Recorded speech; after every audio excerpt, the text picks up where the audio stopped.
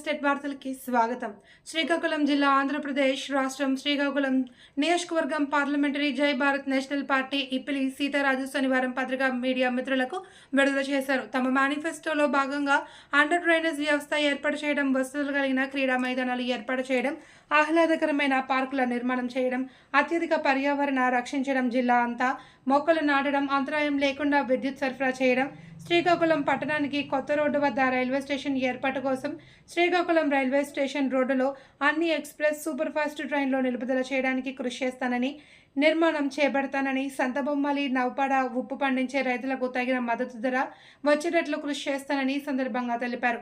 చివరిగా ఆయన మాట్లాడుతూ తన గుర్తు జై భారత్ నేషనల్ పార్టీ కేటాయించిన గుర్తు టార్చ్ లైట్ పై మీ యొక్క అమూల్యమైన ఓటు వేసి గెలిపించాలి అని ఈ సందర్భంగా ఓటర్ మహాశైలకు విజ్ఞప్తి చేశారు.